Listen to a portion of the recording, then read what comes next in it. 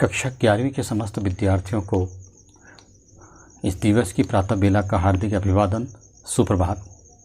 आशा करता हूँ कि आप सभी अपने अपने घरों में कुशल पूर्वक से होंगे और इस कोरोना काल जैसी विषम एवं चुनौतीपूर्ण समय में भी अपने पठन पाठन को सुचारू रूप से करते हुए अपने ज्ञान में वृद्धि कर रहे होंगे। इसी आशा से हम आज के शिक्षण में लेखक कुमार गंधर्व द्वारा रचित भारतीय गायिकाओं में बेजोड़ लता मंगेशकर पाठ पर प्रकाश डालेंगे, जिसके माध्यम से हम लता जी के गायन की विशेषता, उनकी गायन प्रतिभा एवं चित्रपट संगीत और शास्त्रीय संगीत की बारीकियों को जानते हुए उनके गायन की विशेषताएं एवं शास्त्रीय संगीत व चित्रपट संगीत के द्वारा लोगों को प्रभावित करने की क्षमता के बारे में जान पाएंगे। चलते हैं पाठ की ओर। भारतीय गायिकाओं में बेजोड़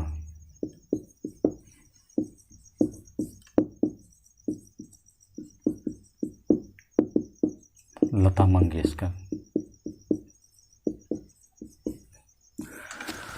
लता मंगेशकर नाम प्रायः एक ऐसा नाम है जिससे प्रत्येक भारतीय ही नहीं बल्कि संसार का प्रत्येक व्यक्ति इस नाम से परिचित है।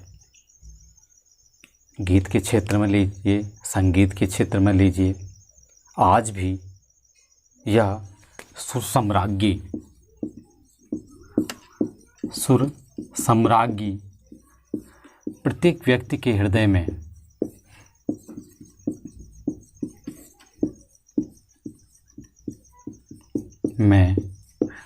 जगह बनाए हुए है।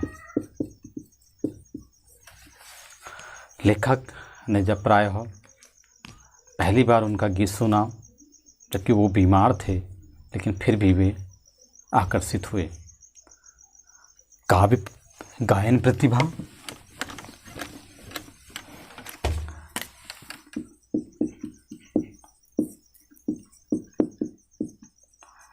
गायन प्रतिभा परिचय। लता मंगेशकर अपने पिता प्रसिद्ध गायक दीनानाथ मंगेशकर के समान ही गायन क्षेत्र में अद्वितीय प्रतिभा की धनी थी। उस समय के दौर में चित्रपट संगीत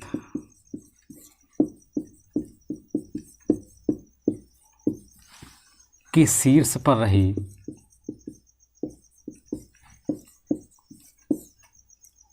रही गायिका नूरजहां भी लता का मुकाबला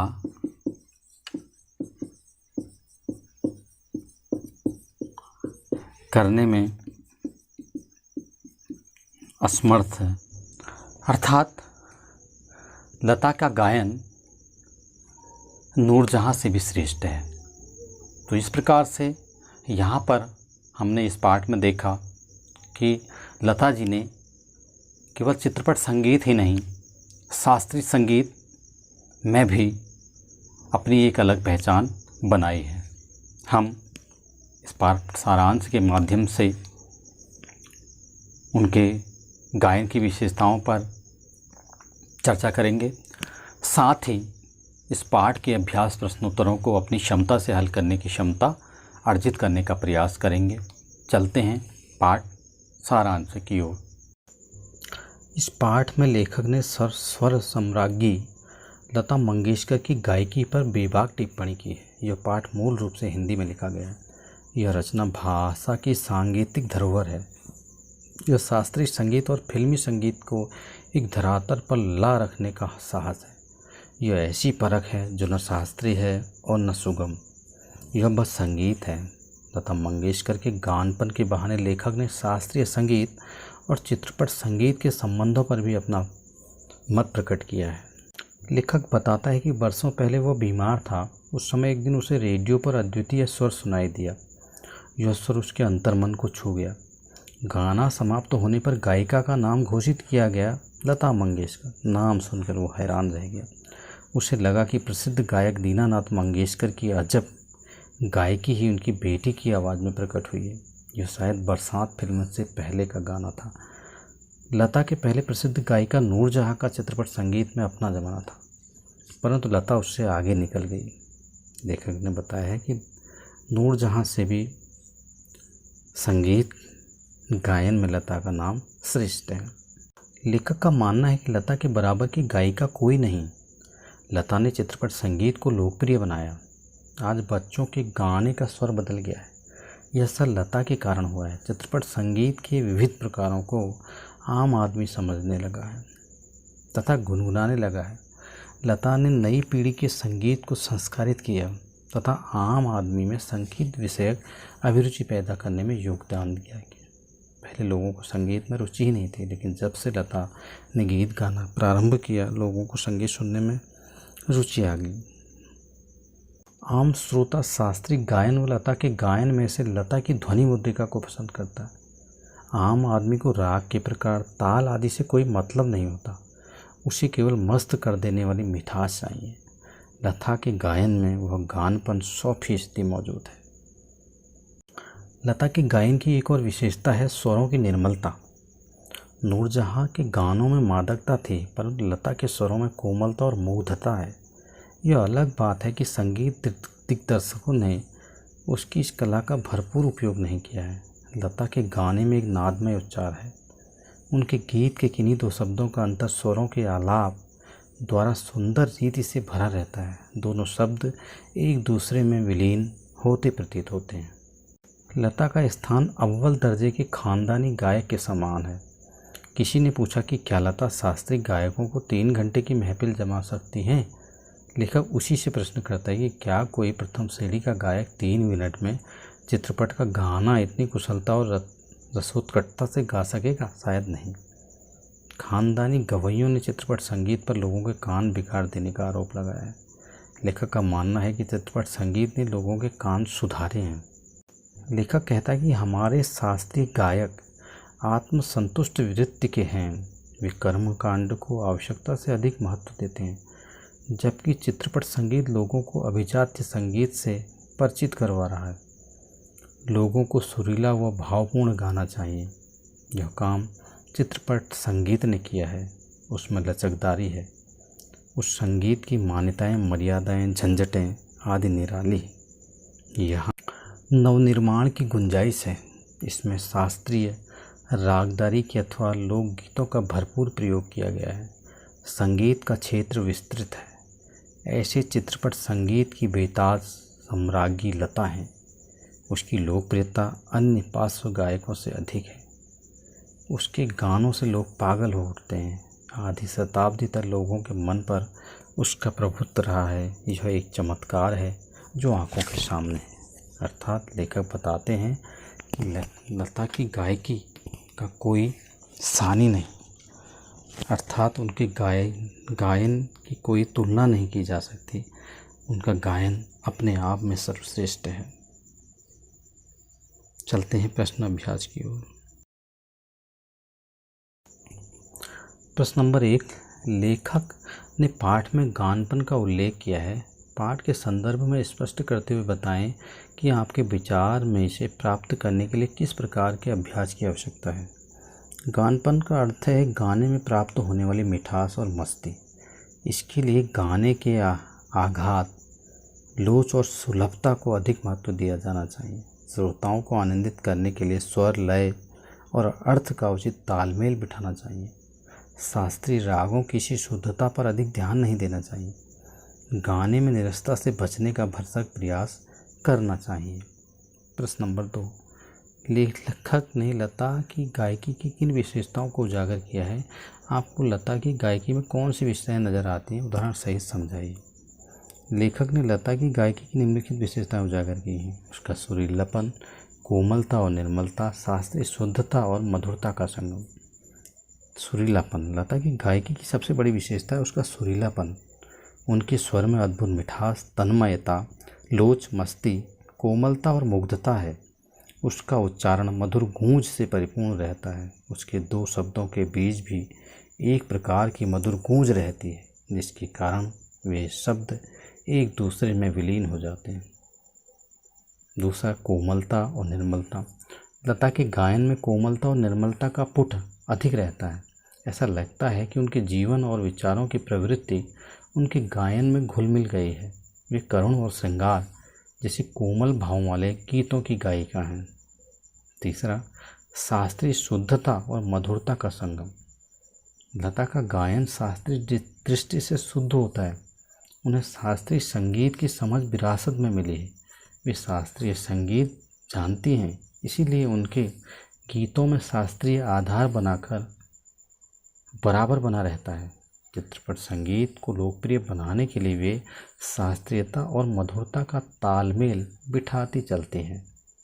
हमारी दृष्टि में लता के गायन में जो सुरीलापन, पवित्रता और सुकुमारता है वो अन्यत्र दुर्लभ है। लता ने करुण रस के गानों के साथ न्याय नहीं किया, जबकि श्रृंगारपरक गाने भी बड़ी उत्कटता से गाती हैं। इस कथन से आप कहाँ तक सहमत हैं? लता के विषय में कहा गया है उपयुक्त कथन तो सच नहीं है, यह अधूरा सत्य है। लता ने करुण रस के गाने भी पूरी उत्कटता से गाए हैं। उनका प्रसिद्ध करुण रस का गीत है मेरे वतन के लोगों, जिसे प्रधानमंत्री जवाहरलाल नेहरू की आंखों में भी आंसू ला दिए थे। आज भी यह गीत करुण रस का वातावरण करने में अपना स्थान ही नहीं रखता। इसी प्रकार वो बाबुल प्यारे और वो सांसों की सरगम, वो निस दिन तुझे पुकारे मन, गीत में करुण रस धार प्रवहमान है। दोनों ही गीतों में निर्दोषता, मार्मिकता और पूर्णता है। ये गीत उनके श्रृंगारिक गीतों से किसी तरह कम नहीं है। यह बात इसी के साथ अवश्य सत्य है कि उनके श्रृंगार के गीत भी इतने ही मार्मिक, मधुर, मोहक और मनोहर होते हैं। प्रश्न नंबर 7, संगीत का क्षेत्र ही विस्तीर्ण है। वहाँ अब तक अलक्षित, असंशोधित और अदृष्टिपूर्व ऐसा खूब बड़ा प्रांत है, तथापि बड़े जोश से इसकी खोज और उपयोग चित्रपट के लोग करते चले आ रहे हैं। इस कथन को वर्तमान फिल्मी संगीत के संदर्भ में स्पष्ट कीजिए। संगीत का क्षेत्र असंख्य संभावनाओं से भरा हुआ है, इसमें कोई असत्यता नहीं। यह क्षेत्र अत्यंत विस्तृत है। इसमें बहुत सी धुनें, बहुत से राग और स्वर अनछुए रह गए हैं। अनेक संस्कार, परिष्कार अभी और होने शेष हैं। अभी तो ऐसे ऐसे अनोखे और नए प्रयोग होने शेष हैं जिनकी ओर किसी की दृष्टि नहीं गई है। हमारा फिल्मी जगत संगीत के क्षेत्र में नित नए प्रयोग कर भी रहा है। वर्तमान हिंदी फिल्मों के संगीत को देखें तो यह बात पूर्णतः स्पष्ट हो जाती है। प्रतिदिन कोई नई धुन, नए स्वर और नए प्रयोग चर्चा में बने रहते हैं। चित्रपट संगीत ने लोगों के कान बिगाड़ दिए हैं, अक्सर यह आरोप लगाया जाता रहा है। इस संदर्भ में कुमार गंधर्व की राय और अपनी राय लिखें।